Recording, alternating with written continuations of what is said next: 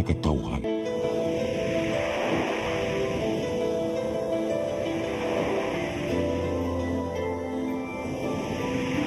Cebu Catholic Television Network.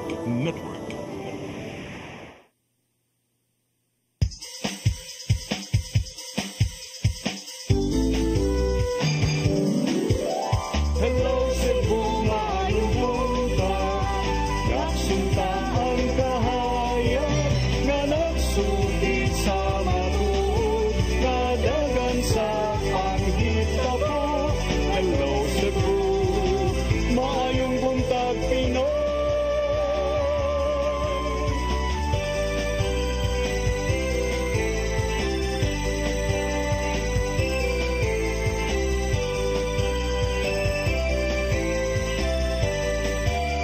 Ang katutulungan sa mga katawhan. Hello Cebu, hello Cebu, maayong buntag Pinoy, maayong buntag Pinoy, maayong buntag Pinoy. Hello Cebu, may buntag Pinoy. Adlaw karong Martes pitsa 22 sa buwan sa Abril tuig 2025.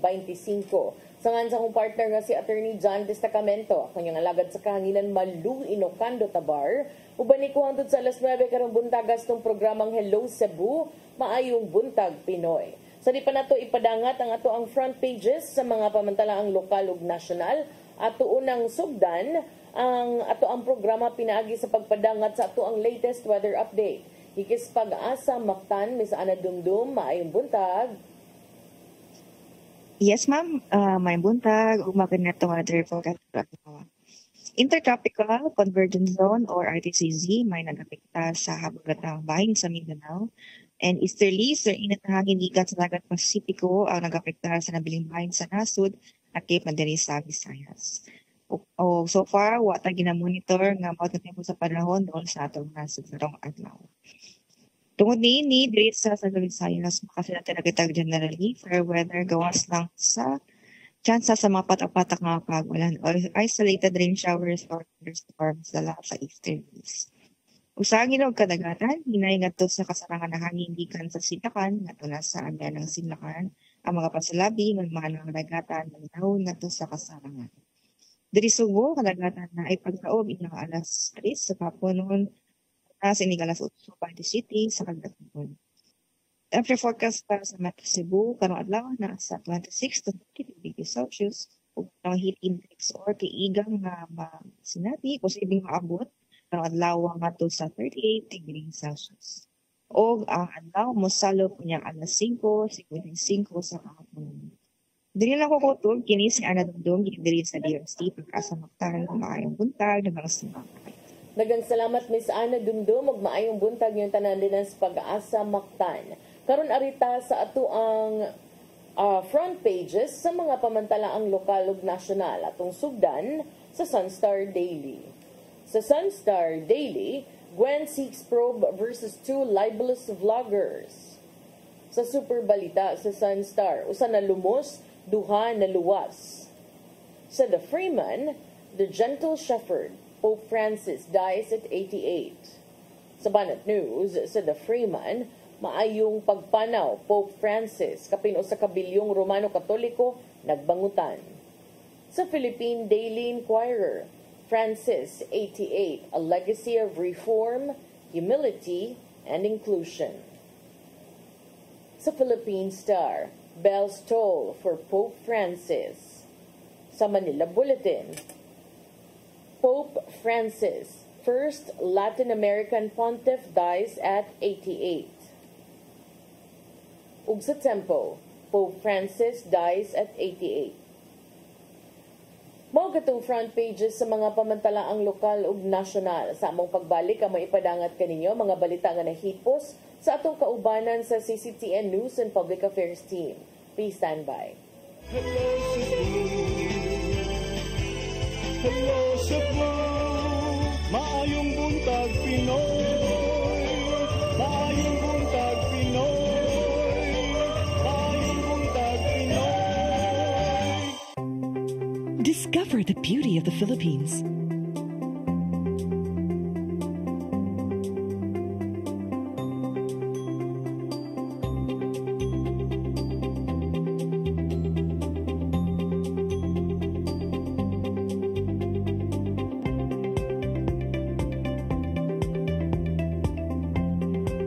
With Philippine Airlines, the country's flag carrier.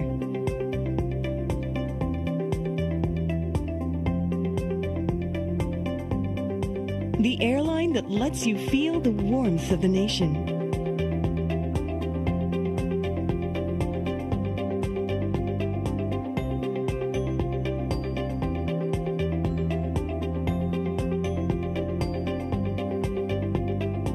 Mabuhay!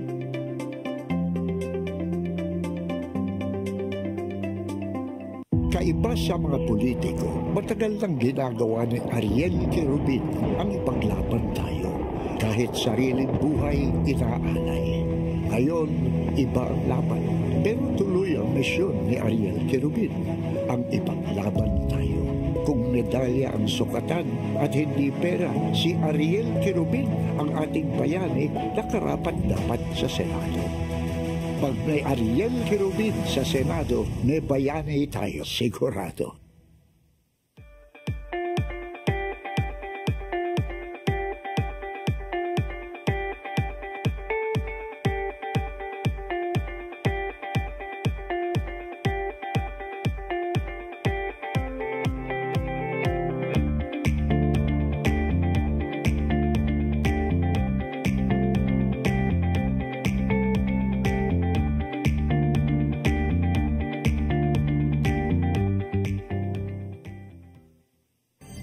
Ito ang programa kung saan magko-collaborate ang ating mga ozone na doctors para ibahagi ang kanilang kaalamang medikal. I believe with all my heart that the Lord is allowing us to understand that He's the one who are extending this life and we have to take care of our body. Yes.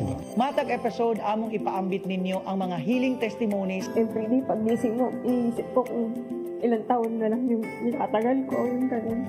This is your path to a new start. OzoneMed Wellness Clinic New Start. Napapanood every Saturday, 8 to 9 a.m. Og ang replay airing matag Miyerkules, 1:00 hangtod 2:00 sa hapon. Dinhi lang sa CCTN Channel 47.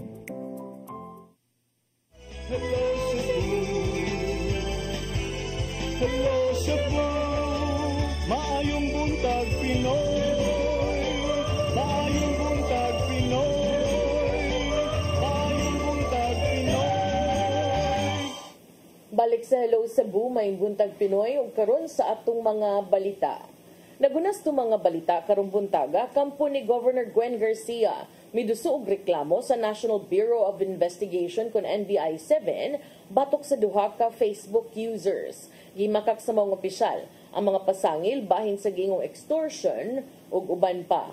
Ang kasayuran ihatod ni Gia Navarro. Tuyo miduso og 10 counts sa kasong cyber libel ang kampo ni Gobernador Gwendolyn Garcia batok sa duha ka mga Facebook users tungod sa pagpakatap og fake news. Gipasanginlan nila si Michael Cano o Dean Che sa iyang Facebook ug Efren Umayan o Dong Efren nga nagpakatap sa mga walay basihang impormasyon batok sa gobernador. Nakakuha og daghang interactions ug shares ang inang Facebook post sa giingong dili mayong liderato ni Garcia ug naamong usab ang iyang pamilya. Gitumbok sa mong post ang gingong unexplained wealth sa pamilyang Garcia, pagpangurap, extortion ug daghan pa. Matod sa lead personal counsel ni Garcia nga si Attorney Alex Avisado Jr. nga walay gipakitang lig-ong ebidensya aron barugan ang ilang gipangkatap nga disinformation sa social media. Giulagway nila nga ninghinubra na ang gibuhat sa duha ka mga social media users o gidamay nila ang halos tibok pamilyang Garcia. Pero yung ganito, you accuse the governor, extortion, 10 billion pesos. Talaga, may ebidensya kayo. Kasi wala kayong ebidensya. Lahat yon were regular. Alam ni Attorney Jong yan. He was on top of everything from the investigation up to the coordination with all local government agencies na involved dito sa issuance ng cease and desist order. In fact, may case na involved dyan. Dismiss nga yung case na final against Governor Gwen. Gituso nila among reklamo karong adlaw sa National Bureau of Investigation 7. pinaagi sa forensic investigation both sayran sa kampo nilang Garcia kung aduna bay nagpaluyo sa maong post gikan nilang Kano ug Umayan. Ilabi na nga nagkaduol na ang adlaw sa eleksyon karong Mayo 12. Usa lang ang nimong pahimangno ni Attorney Avisado ngadto sa mga social media users. Check ninyo, mag-fact check kayo.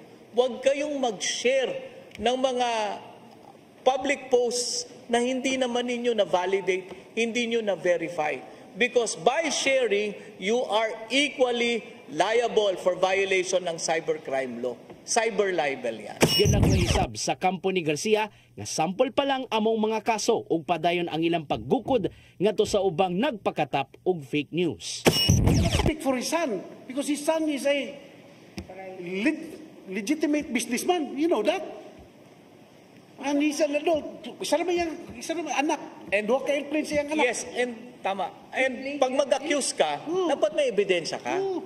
Para maging responsible at credible yung accusations mo. Para hindi maging libelous. Sa latest post ni Dean Chase karong adlaw, halos gikatawan o gipagagamay lang niya ang reklamong giduso sa mga abogado ni Garcia. Kay alang niya, igo lang nga nagpakisayod ang mga kritiko sa gobernador bahin sa iyahang liderato. Gian Navarro, CCTN News. Sa laing bahin, mga buhatan sa gobyerno o pribadong sektor nga anaa sa syudad sa Mandaue giauhag nga magdaginot sa pagkonsumo sa tubig ug kuryente. Nagkagrabing kainit sa panahon, gitumbok nga posibleng makaapekto sa supply sa maong resources. Ang kasayuran ihatod ni Mary Rose Sagarino. Napasar kagarinang buntag atol sa sesyon sa Konseho sa Mandaue. Ang resolusyon nag-auhag sa mga buhatan sa gobyerno ug pribadong sektor nga magpasiugda og kampanya alang sa water ug energy conservation. Tungod sa nagkagrabi nga kainit sa panahon, giingong lauman nga maapektuhan ang supply sa tubig ug kuryente. Subay niini, giauhag sila nga mopatuman og inisyatiba makadaginot sa maong mga natural resources. Ang kaning araso, it's basically just reminding everyone na tabangay rata to conserve water and energy. Kay karon na times, if magtanaw ta sa atong unsay tawag ani, magtanaw ta sa trends atong electric bills, for example, every year musaka gyud siya during summer. So marag, and considering it's a consumable resource, marag, we need to help each other. Ang resolusyon nga gipangamahan ni Konsehal Editha Flores Cabahog pinasubay sa 1987 Constitution nga nag-ingon nga responsibilidad sa gobyerno ang husto nga pagdumala sa natural resources. Ang Department of Energy niauhag usab sa pagdaginot sa tubig ug kuryente aron mamintinar ang supply sa tibuok nasod. Giauhag sa resolusyon ang mga departamento sa kagamahanan sa Dakbayan, mga buhatan sa barangay, pampublikong tunghaan ug pribadong negosyo sa pagtuman niini. Giauhag usab ang mga institusyon sa pagpahigayon og regular nga pagmintinar og paggamit sa solar lights kung mahimo. Ang katong sa reso, it's actually specify pud gyud ang mga government offices as to implementation should be implemented yun all across the board. Lakip usab sa panawagan ang mga residente. Sila giauhag nga pagmuna ang suga o ubang kagamitan kung dili gamiton, pag-ayo og pagsusi sa posibleng leak sa gripo o tubo, og pagbisbis sa tanom sa buntag ug hapon aron kalikayan ang gilayon nga pag-ugas sa yuta. Mary Rose Sagarino, CCTN News. Sa laing bahin, DepEd Lapu-Lapu City Division mipasalig nga matagamtaman sa mga magtutudlo ang 30 days uninterrupted vacation taliwala sa mga school-related activities nga gipahigayon bisag nahuman na ang milabay nga school year. Mga detalye sa report ni Crystal Joy Pelerca.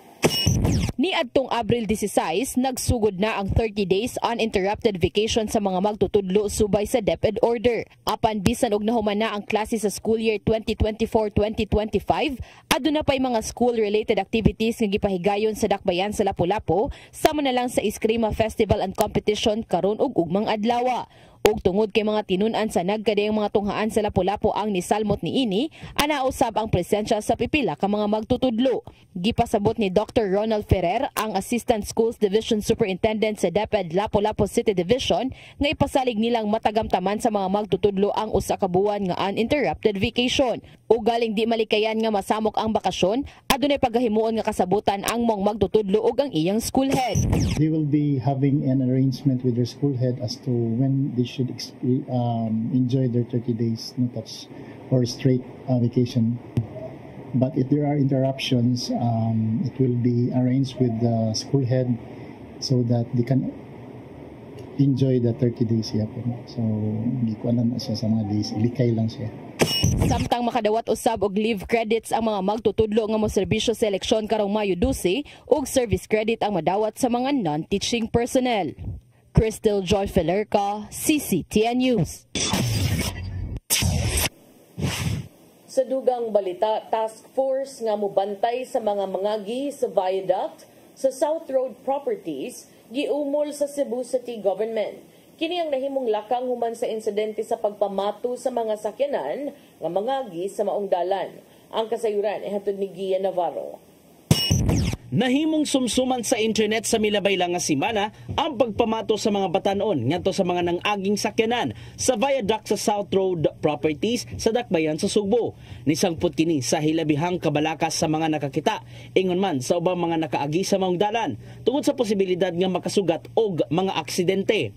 Isip tubag, umulon sa Cebu City Government ang task force nga mobantay ngadto sa mga nang-agi sa SRP o gipaubos sa subsub monitoring. Matod ni Probe Head Raquel Arce nga kauban nila ang pipila ka mga hingtong ng departamento sa city government, bantay dagat ug Coast Guard. Gikasabutan nila uban ang mga barangay officials nga pambadlongon kadto mga batan-on nga mukatkat gikan sa dagat paingon sa ibabaw sa karsada. So kad sa ilang monitoring nato na kalabay nga weekend, gikumpirmar ni Arce nga dunay silang gisita mga batan-on nga nangatkat gikan sa dagat. Gitunol hinuon sila ngadto sa barangay human sa ilang pag-rescue. Actually, wala na siya na hisguti kay wala man gyud ni angkon nga sila tong namato. Ang ila raman nga naligo ra sila kuan nga wa man gyud tayo na kuan na sakpan in the act. But ang atuang sa kini nato ron nga pagpahigayon aning enforcement ani, it's not on that pamato. Ang atoa is ang ilahang presensya dila nga naa sila sa bridge, which is dili gyud siya allowed. Bantayan usab sa banday dagat ug Coast Guard katumangan ng langoy samtang ang DSWS mo'y moatiman sa mga minors nga ilang ma-rescue.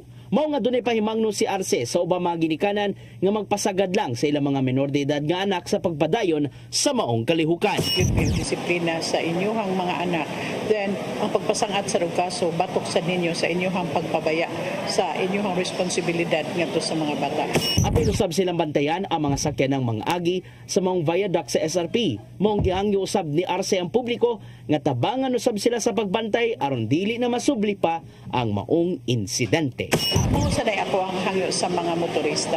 Take ko andayon haron ako aday na kay dili ra man na maoy among trabaho.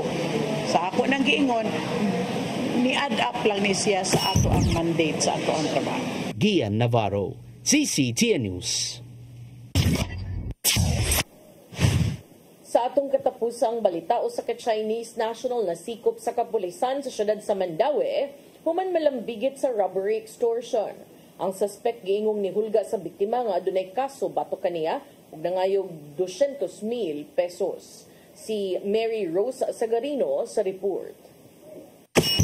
Nasikop sa kapulisan sa Mandaue ang 37 anyos nga lalaki nga Chinese national sa usa ka entrapment operation ni atong Sabado sa Barangay Tipolo tungod sa giingong pagpangilkil ngadto usab sa usa ka Chinese national. Ang 55 anyos nga biktima nga Chinese nangayo og tabang sa Mandaue City Police Office human gipangayuan og 200,000 pesos sa sospek. Ang reklamante mitugaan sa kapulisan nga ang sospek mitawag kaniya ni hulga nga mangayo sa kwarta aron dili masikop ubos sa usa ka pending nga warrant tungod sa pagtuo nga walay kaso nga napasaka bato kaniya. Ang reklamante nangayo og tabang sa MCPO Police Station 2. Matud ni Police Lieutenant Colonel Mercy Villaro, ang tigpamaaba sa Mandaue City Police Office nga walay record nga bisan unsang reklamo batok sa biktima.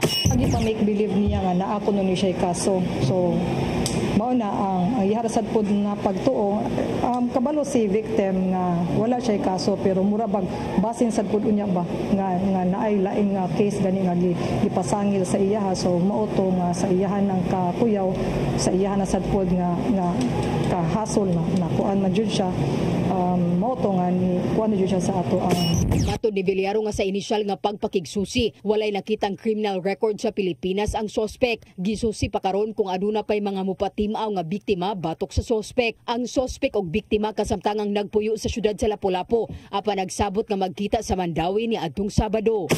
Ang kining victim naa siya iyahang business and kining ato ang suspect wala ni siya trabaho. Pero ang nakuha na nako ang ilahang panaghigala ay ilang panag-ila na mga usa na katuig ang ilang panag-ila nila sa usa-usa. But according to the victim, dili sila na ka-close. Pagalayo na ang kapulisan sa Chinese Embassy kabahin sa maong insidente og pagpakigsayod sa background sa suspect og biktima ngadto sa ilang nasud. Ang suspect gipasakaan na og kaso nga robbery extortion ngadto sa piskalya. Mary Rose Sagarino, CCTN News. Mga katong mga balita nga nahipo sa itong kaubanan sa CCTN News and Public Affairs Team. Inyo katong nakita kagahapon sa itong mga balita sa Sairi 47. Karon arita sa ato ang paghisgot-hisgot. Atong unahon paghisgot, ang subo kaayo ng balita no nga ato ang nakuha kagahapon. Kabahin ining pagpanaw na sa Santo Papa kagahapon adlaw Lunes sa edad nga 88 anyos. Si Pope Francis mao ang labing unang Latin American nga nahimong Santo Papa o nahimong leader sa simbahang Romano Katoliko. Si Pope Francis gikataho sa Vatican nga namatay sa stroke and subsequent irreversible heart failure. Siya usab ni panaw usa ka adlaw human usab sa iyang paggawas ug pagpakita sa katawhan atul sa Easter Sunday. Pipila usab ka mga tao, mga dagkong personalidad, mga leader sa mga nagkalain-laing nasod ug mga Katoliko, lakip na mga dili Katoliko, ang mipadayag usab sa ilang kasubo sa maong hitabo throughout the world, no? So, ikumpirmar sa Vatican nga namatay ang Santo Papa 7:35 local time on Monday. Unya, he was recently discharged from the hospital after weeks of treatment for an infection. So, kasagaran sa nakaibaw sa nahitabo kagahapon, nakugang tungod kay kitang tanan nagtuo nga abi na tog okay na ang Santo Papa kay nakagawas naman sa tambalanan apan katuday ang iyang pagpauli, igo lang pagpauli and after a few days nagpakita siya sa publiko ato sa Easter Sunday o kagahapon hingpit ng nipanaw ngadto sa laing kalibutan. Mga nagkalain-lain nga mga leader sa tibuok kalibutan ipadayag sa ilahang mga pahasubo sa kamatayon sa labing unang Latin American Pope. Ang Latin America nga diin gikan ang Santo Papa si Pope Francis is home to some of 40% of the world's Catholics and most of them took pride dako kaayo para nilang kalipay ug garbo nga duna sila ilang kaugalingong head of the Catholic Church. Papa Francisco, as he was known in Spanish, gihigugma sab kaayo ni sa mga ordinaryong Latin Americans tungod usab sa iyang mga mensahe sa panaghiusa labi nagyod sa mga kabus sa rehiyon ug sa mga labing nagkinahanglan. In his native Argentina, President Javier Milei usa ka tawo kang kinsa ang Santo Papa dunay mga gitawag og serious ideological differences na nawagan og 7 ka adlaw nga national mourning. Si Pope Francis ay numduman usab sa nagkalain-laing mga nasod bisan kadtong mga nasod nga gagmay lang ang mga Catholic populations. Labi na sa Cuba, diin doon na siya crucial nga papel sa patunga tali sa US ug sa Cuban government in 2014. Kinumduman in 2016 ang Santo Papa ni bisita sa usa ka isla nga gidumala sa mga komunista And then he prompted the then Cuban President Raul Castro to quip that even he might start praying again and return to the Catholic Church. Sa samang tuig, ang Santo Papa miadto sa Mexico where numbers of Catholics are also dwindling. Medyo ni kunhod na ang gidaghanon sa mga Katoliko. The Mexican President Claudia Sheinbaum has added her voice to those of the world leaders nga ni hatag sad og pahasubo o pagyukbo usab sa Santo Papa. Iya kining gitawag nga humanist, a man who was always close to the most humble and the poor. But one Latin country nga wa niya nabisita atol sa iyang pagka-Santo Papa mao ang iyang country of birth nga mao ang Argentina. Although ang mga Argentines taud-taud nang nangandoy nga mabisita, ang uban nagtuo nga wa lang usa kini nibalik taliwa usab sa grabing polarized politics aron usab di lang sad ma-exploit sa duha ka habig ug makamugna pa og dugang mga division. So karon unsa man ang mahitabo sa what will happen? Unsay paagi to find a new pope? Atong kainumduman before ni Pope Francis ug katong sa time ni Pope Benedict, nakakita man ta sa proseso, no? The world was watching. So ang Santo Papa is head of the Catholic Church, someone who Roman Catholics believe represents a direct line back to Jesus Christ. So karon ang pagpanaw ni Pope Francis makatrigger na sab kini og centuries old nga proseso to elect a new pontiff, bag-ong Santo Papa. Ang bag-o nga Santo Papa kinahanglan kining pilion gikan sa College of Cardinals o grupo sa mga labing senior officials sa simbahang Katoliko, puros kini lalaki, and all appointed directly by bishop and who are usually all ordained bishops. So, mga 135 ang gitumbok nga eligible sa pagbutar o pagpili sa bag-o nga Santo Papa. Sila ipatawag sa usa ka meeting dito sa Vatican, and then they will attend the election, which is known as a conclave. Ang eleksyon is held in strict secrecy inside the Sistine Chapel. Individual cardinals will vote for their preferred candidate, hangtod nga usa ka winner ang madeterminar. Ang proseso can also take several days. Sa milabay nga mga siglo, voting has gone for weeks and even months. Some cardinals have even died during conclaves. The only clue about how the election is proceeding is the smoke that emerges twice a day gikan sa pagsunog sa mga ballot papers sa mga cardinal nga sa ilahang pagbutar. Kinunduman, kung itom ang aso buot ipasabot pakyas, wala pa'y napili ang mga bishop, ang mga obispo nga bag-o nga Santo Papa. Apan sa higayon nga puti nga aso ang mugawas, buot ipasabot, dunay napili nga bag-o nga Santo Papa. So sa pagkakaroon, sa pagtaliwan ni Pope Francis, kinsa man ang mudumala sa Vatican. So sa dihang nasayran sa kalibutan, ang pagpanaw ni Pope Francis kagahapon Lunes sa buntag, usa ka cardinal nga dunay long-standing ties to the US was the one to break the news. Si Irish-American Cardinal Kevin Farrell took on one of his biggest roles yet. Kining gitawag og Camerlengo, or the person who runs the Vatican after the death or the resignation of a pope. Si Pope Francis nominated the cardinal for the role in 2019, which Farrell will hold during the Apostolica Sedis Vacans. Mga mao ang termino. I don't know if I pronounce it correctly, but this is the term na gigamit sa period o sa panahon taliwaan ning kamatayon o pag-resign sa usa ka Santo Papa hangtod na nga mapili ang musunod nga pontiff. Nataw ni adtong 1947 sa Dublin, si Farrell nagtungha sa University of Salamanca in Spain and the Pontifical Gregorian University in Rome matod sa Vatican. Ang 77 anyos nga obispo spent more than 30 years working for the churches in the US. Si Farrell gitudlo nga obispo sa Dallas in 2007 until Pope Francis asked him in 2016 to serve as the leader of the Vatican's new department responsible for the pastoral care of families, raising him to the rank of cardinal.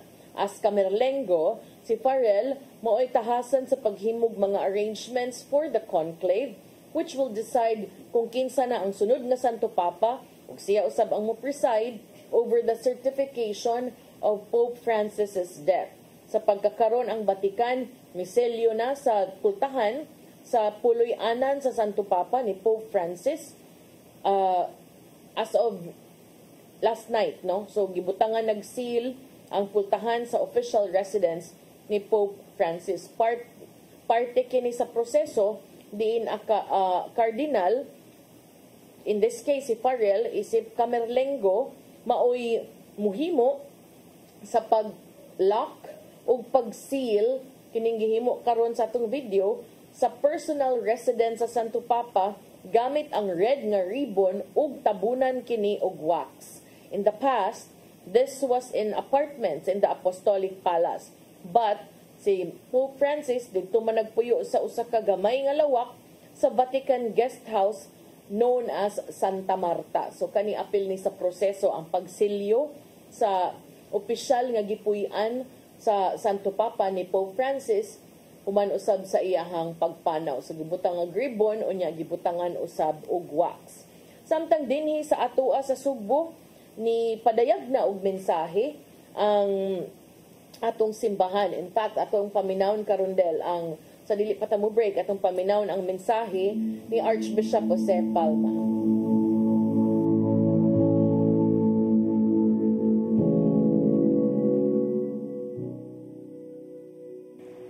Mga hinigugma diha ni Kristo.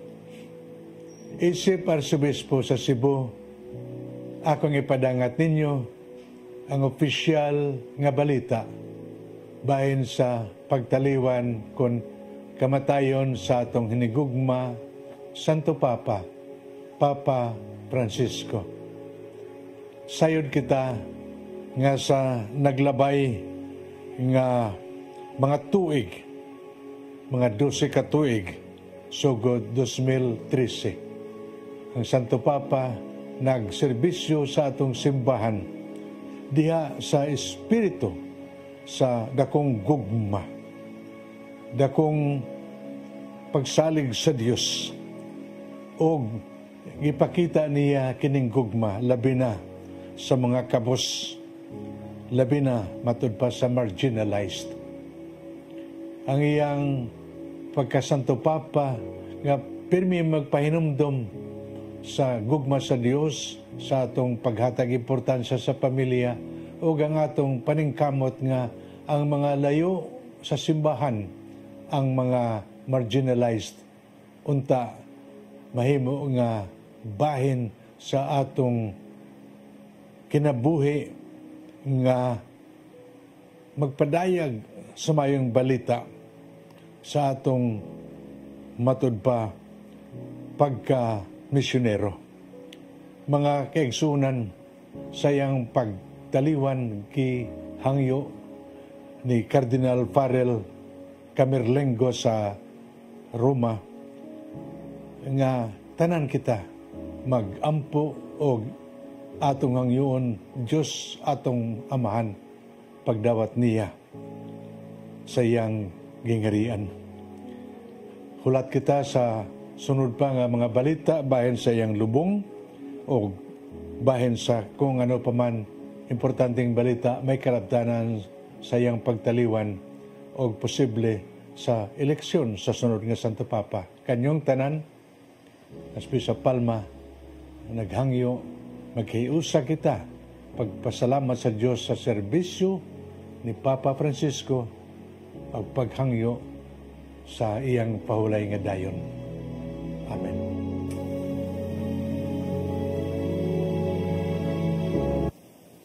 Mao kadto ang mensahe ni Archbishop Jose Palma nga naghangi usab sa mga pag-ampo natong mga Sugboanong Katoliko, agi usab og pag-ampo sa ato ang pagpanaw, no, sa ato ang amahan sa tibuok simbahang Katoliko sa tibuok kalibutan, si Pope Francis. Diri sa atua mas nailahan ni siya nga Lolo Kiko, no, kay mo namnay naanda na to sa Pilipinas, ng Francis, mahimong Francisco, mahimong Kiko. So, kani siya, gitumbok na siya sa mga Pilipino, dili lamang isip Santo Papa, kundi isip Lolo Kiko nga kanang smiling figure unya, kanabang gentle in his ways. Unya, mas known siya sa iyang mga lahi nga mga baruganan, labi na sa ngadto sa mga kabus, ngadto sa mga bata, ug iyang murag main gyud nga image is about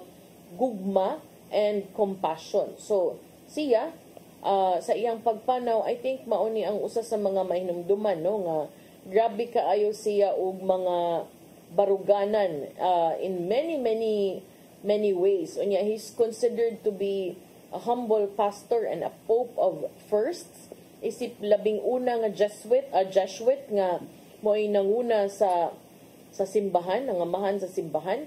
Siya sab ang first to choose the name Francis in honor of Saint Francis of Assisi, the patron of the poor. So, ato ang ipadayo ng atong mga pag-ampo taliwala sad sa mga kasubaanan sa iyahang pagpanaw. Balik mi human sa pipila ka pahinumdom, please stand by. Hello Cebu, maayong buntag Pinoy, maayong buntag Pinoy, maayong buntag Pinoy.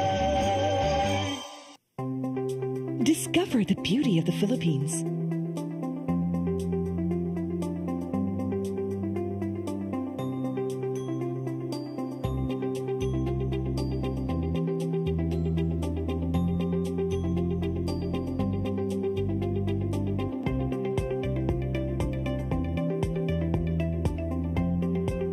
With Philippine Airlines, the country's flag carrier.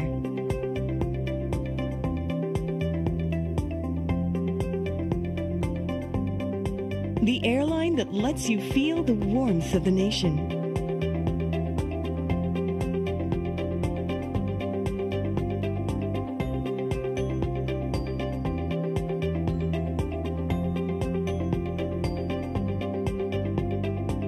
Mabuhay!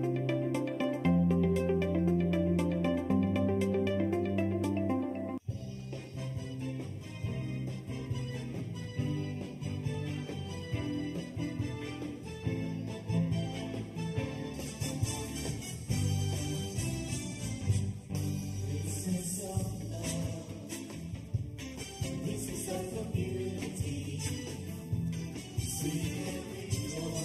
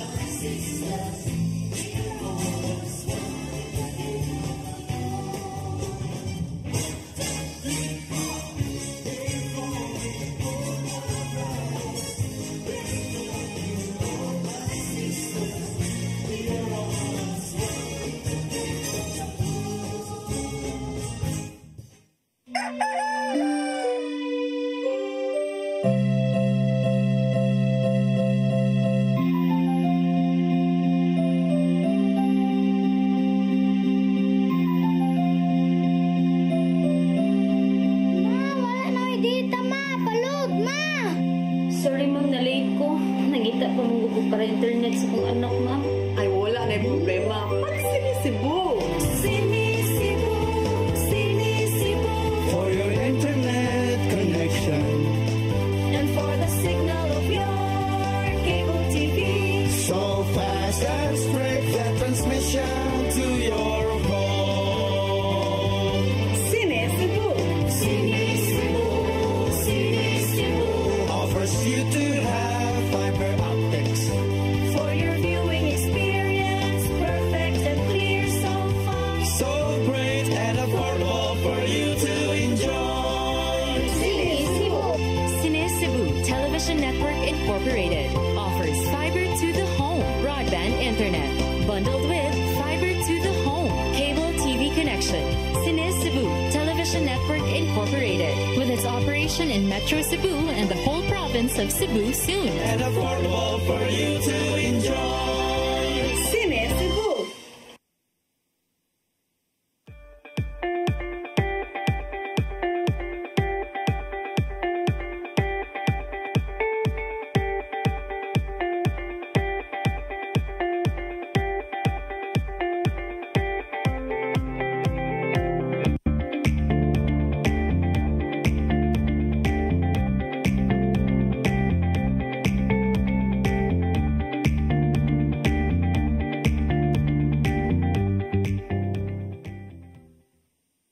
Hello Cebu. Hello Cebu. Maayong buntag Pinoy. Maayong buntag Pinoy. Maayong buntag Pinoy.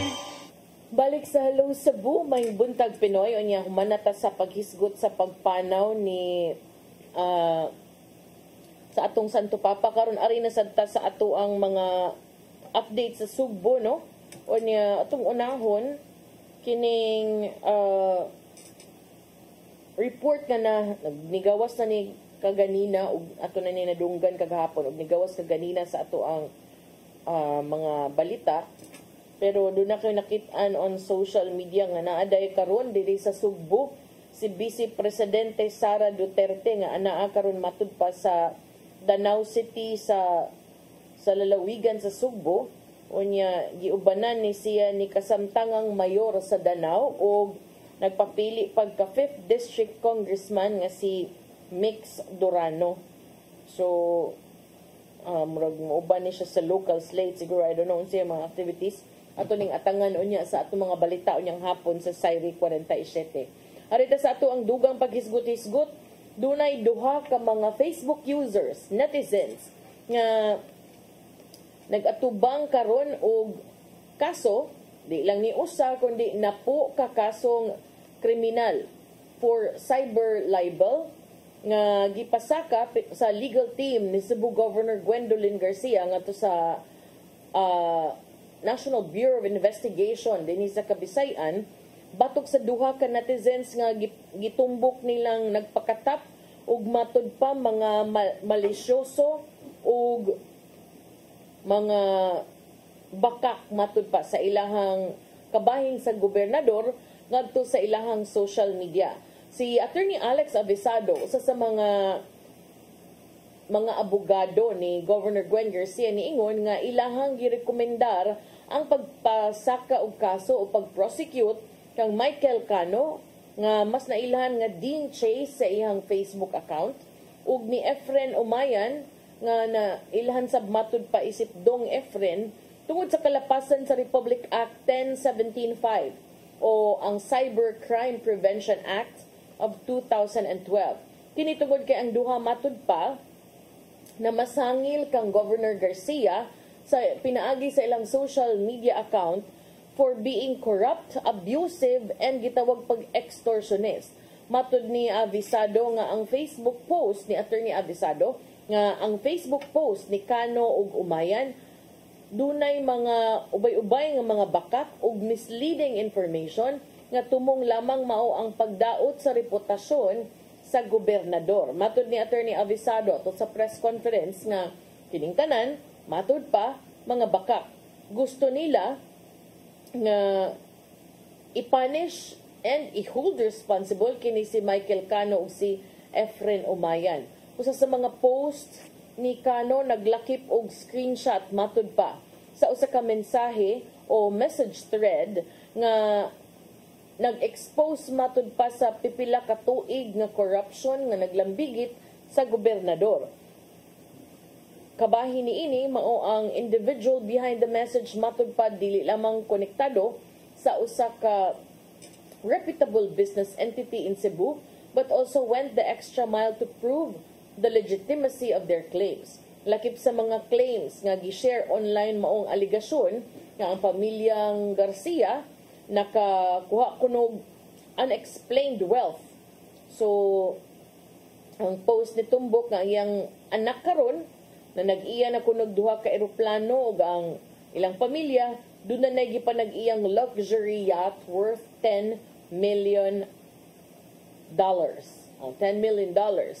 Uban nga mga akusasyon naglakip usab sa mga pangangkon nga ang gobernador nangulikta matud pa og 300 pesos matag cubic meter sa bus o graba for personal gain, unya disguised matud pa as official government fees.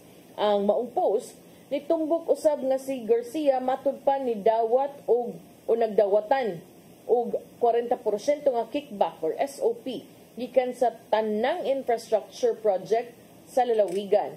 Gawas niini ang Facebook post na masangil usab kang Garcia nga matud pa ni mando sa pagpasira sa pipila ka mga negosyo lakip na quarry sites, Apo Cement, Carmen Copper ug pipila matud pa ka mga piggery operations. Kini matud pa aron makapabor ang pipila ka mga individual o mga parente nga nakaposisyon aron mo take over kuno sa higayon na kini buksan pagbalik. Apan si Attorney Avisado, abogado ni Governor Gwen Garcia, ni basura niining maong mga pasangil as baseless and deceptive. Sa iyang pamahayag, niingon siya di lang kuno sila, kundi lahat kuno nga nag-share sa mga fake news nga ilahang gipang pakatap, tanan nga nag-comment sa post, tanan nga naghimog fake accounts para magkaroon ng engagement, dili kuno nila palabyon. So katutanan gikan sa nag-post, ngadtos nag-comment, ngadtos nag-share, makatilaw gyud kuno.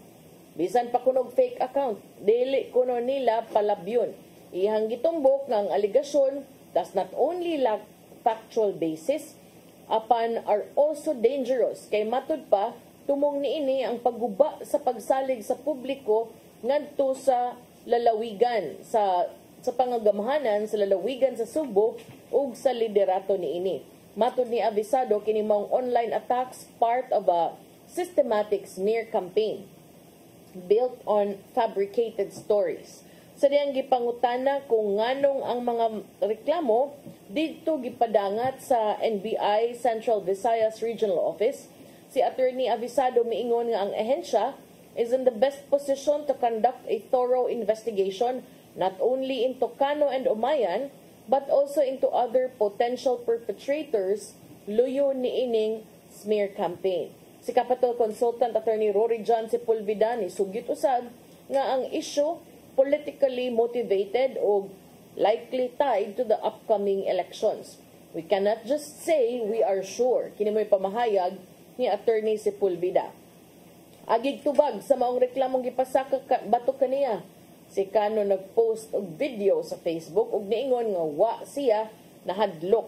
Matud ni Kano sa iyang video nga mao kini ang kind of evil nga giatubang sa Sugbo karon. Just because we are raising questions and demanding transparency from her governance, she immediately does what she does best, and this is filing a case. As of yesterday, ang Facebook page ni Umayan could no longer be found. Unsa man, gidelete. Mao na ang let us be responsible with our social media interactions. Pero si Attorney Avisado niingon kung manaway ka sa gobernador, kabahin sa iyang performance isip gobernador, covered ka sa protected speech. Kay freedom of expression na ug ang gobernador nitahod ana og iya nang gi-welcome kay fair criticism. Pero kini matud pa lahi na ni. Kay kini pag-abusar na sa freedom of expression. Iyang gidugang nga you are free to criticize, pwede gyud kaayo manaway, pero dili ka pwede nga magkatap og mga bakak og mga way basihanan nga akusasyon batok sa gobernador. Ang legal team ni Garcia ni apilar karon sa publiko nga mahimong mas kritikal sa mga kasayuran nga ilahang pangbasahon ug ipang-share online. Si Attorney Abisado miduga nga ang appeal namin sa lahat ng mga tao sa Cebu, lahat ng mga active sa social media, be very discerning. Mag-fact check kayo. Huwag kayong mag-share ng public posts na hindi naman ninyo na-validate, hindi ninyo na-verify, because by sharing, you're equally liable for violation ng cybercrime law. So ato ning atangan, daghan kay mag-share ani, maghuot ni sa presuhan ug mao manggani kay wa man kuno sila palabyon, tanan man gyud kuno, mapiti man gyud kuno. So ato nang atangan ha, kung kuan para nako, bisag di lang gud kang Governor Gwen, bisag kinsa nga magpakatap og fake information ug mangdaot og ubang tao nga way klarong basihanan og ebidensya, para nako mas may patilawon. Kay ug di na makatilaw gud og kanang gikan sa pag-click-click lang sa cellphone ngadto sa paghapyod-hapyod sa rehas sa presuhan, adi gyud na magkat-on ang uban. Di gyud magkat-on ang mga tao kay say man gud kining atong pagkamarites ba, kaning pagkalibakirag chismosa sa personal nya inyong dalon sa social media. Uy, timan-i ang kanang libak-libak og chismis-chismis sa personal. Pwede ra man gyud na madasa, uy, aigsaba nga giingnan ka, pero niingon siya, aigsaba. Sige ra gyud aigsaba ang nakaapan sa social media para nako mo say nakanindot kay naay screenshot. Nya ang screenshot way daghang storya isend ra diretso. Mo na nga ayaw kayog kumpiyansa, ayaw sad pagpataka. Ari lang gud ta sa mga tinuod gud. Total og tinuod pud ang inyong isulti para na kung unsam sa inyo angay kasuko og tinuod sad mo na ilang gibati. Pero ayaw lang pagmugna-mugna og istorya nga mga bakak na kay basig maglabad atong ulo. So mao na, think before you click and before you comment or react. Aritas dugang hisgutanan na patay gamayng oras o sa task force ang gihimo, no? Diha sa South Road Properties, human usab adtong mga insidente di na mga minor de edad bang labay bato ngadtos mga sakyanan nga mangagi diha Cebu South Coastal Road. Nakasuway mo ana, Mampungging, o nakasuway mo? Kita mo, pero wa mo gilabay. Ang ilang labayon mga truck man siguro, no? Oo, pero dili na maoy mao na kung giingon gahapon kung wa mo ilingaw sa inyong kinabuhi, kuangan mog tagad adto mo sa presinto or kampo sa pulis. Yaing na mo ngadto nga, chip, wa ko ilingaw chip, kanang ganahan ko magpa ugnats ko sugo, bisag ila ka Ma'am Arceo. So way na ninyo ato sa proba kanang mag-sparring na lang mo kay ay musig panghasol og mga tao nga nang nabuhi in town, oy. Wa man may mga lingaw. So karon si Cebu City Mayor Raymond Alvin Garcia ni mando na sa paghimo sa usa ka multi-agency task force aron malikayan ang susamang mga insidente nga mahitabo pag-usab. Ang maong grupo gilangkuban sa Cebu City Disaster Risk Reduction and Management Office, Cebu City Transportation Office, Department of Public Services, Bureau of Fire Protection, Philippine Coast Guard, Cebu Port Authority, and Department of the Interior and Local Government. So pipila ka mga sakop ni ini usab sa task force mao ang City Market Office, Probe, DSWS, SRP Management Office, daghan kaayo nga gipaapil sa maong grupo. Base usab sa maong kasayuran, apil pa ni ang Cebu City Police Station 5, 6 and Barangay Ermita, Pasil and Suba. Matud ni Garcia sa Cebu City Public Information Office nga post, si Mayor Garcia, imando na og 24/7 watch sa SRP Viaduct. Ang Philippine Coast Guard ug ang Bantay Dagat Commission gitahasan usab nga modakop sa mga individual nga maglayat-layat gikan sa viaduct ngadto paingon sa dagat. So sa tanang lugar ara man gyud mo maglangoy-langoy in town, oy. Yang mga tanod gikas Ermita, Pasil ug Suba gitahasan na usab sa responsibilidad nga pugnan o nungon ang mga bata nga magkatkat-katkat gikan sa viaduct ngadto sa viaduct gikan sa dagat. Doon na sa kunoy group chat nga himuon to facilitate rapid communication. O kana, group chat is the key. Aron kausa, magkasinabot ang tanan. Unya, doon na sa kunay response in case any untoward behavior is observed on the SRP bridge. So, naingon si Garcia nga, hinaot siya kinimong insidente, dili mahitabog usab. Kay risgo kaayo, dili lamang sa mga mangaging sakyanan, but also sa mga motorista. So, ngadto sa maong press conference gihapon, si Mayor Garcia niingon nga ang DSWS miila na sa mga minor de edad nga nalambigit ug nga sila makig-istorya sa mga ginikanan. It would be best to summon the parents to let them know the gravity of their son's offense, and hopefully, ang parents mo cooperate sa gobyerno sa pagdisiplina sa ilang mga anak aron di na sila mubuhat sa susamang mga butang. Si Raquel Arce sa usa ka interview sab niingon nga giputol na nila ang PC nga naghigot diha sa kilid sa viaduct aron wala nay access, wala nay magsaka-saka. So ang mga ginikanan kinahanglan gyud nga magbatunsad og pagmonitor sa ilang mga anak kay aron dili sa bumampasakaan og kaso sa atoang mga gitahasan sa task force. Nya wala tay oras atong ipadangat ang giandam ni Tatay Dodong aniyang pulong og kinabuhi.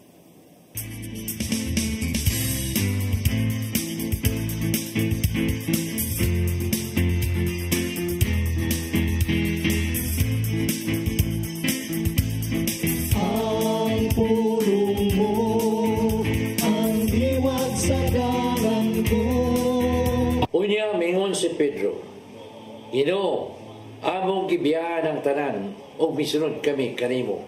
Unsay among mapabot. Kini atong mabasa diha sa Mateo 19:27. Igsoon, unsa may nahimo nimong sakripisyo sa kinabuhi tungod sa imong pagtuon ni Hesus. Bisan sa atong pagkamakasasala, kita nakahimo sa sakripisyo sa ginagmay o dinaggo ng mga pamagi. Padanglit, may usa ka butang nga imong paborito apan imong gihatag sa nagkinanglan nini. Dili ba kini usa ka sakripisyo? May mga tao nga buutan kayo ngadto sa mga pobre ug manggihatagon kayo sa uban. Kini usa ka matang nga sakripisyo. Ang mga ginikanan naghimog dako kayo sa sakripisyo alang sa ilang mga anak. Ingon man, may mga anak usab nga nagsakripisyo sa pagatiman sa ilang masakitong nga ginikanan. Ang tubag sa pangutana ni Pedro ngadto kang Hesus, kung siya atong mapaabot sa mga sakripisyo nga atong nabuhat, mao kini. Diya sa Galatia 6:9 nag-ingon, busa dili kita magtinapulan sa pagbuhat og maayo. Kay kung magpadayon kita, wabot ang panahon nga makani kita sa mga bunga nini. Maigsoon, o kini ang pulong nga maghatag og giyan kanato nini karong adlaw. Pagampo kita sa ngalan sa Ama sa Anak sa Espiritu Santo. Nang itong Amahan, salamat kay imo kaming gitudloan nining maong kamaturan bahin sa pagsakripisyo. Dili sayon ang paghimo nini ug mabuhat lang namo kini pinagi sa imong grasya. Ang pagayon kanimo nga ihatag nimo kanamo kanang imong grasya. Amen. Sa Ama sa Anak sa Espiritu Santo. Ang pulong mo, ang liwag sa dalan ko. Pulong og kinabuhi ni Tay Dodong Limchua mo'y nagtapos sa atong tulumanon. Daghang salamat sa Philippine Airlines. Thank you very much, Archbishop Jose Palma. Nanay Dayanan, Tatay Dodong Limchua, thank you. Sir Dennis Tabar, salamat. Atong mga kaubanan sa TOC, Sir Robert, Miss Inday, Sir Matmat, Miss Mabel, Miss Joanne. Sa newsroom, Sir Michael, Sir Del, Sir Raymond, Sir Bruce, ug diri sa studio, si Ferdy. Salamat sa inyong pagpakig-uban sa ngan sa kong partner nga si Attorney John Destacamento. Ako yung alagad sa kahanginan Malu Inocando Tabar. Magkinatagbalik ugma sa atong programang Hello Cebu, maayong buntag Pinoy. God bless us all.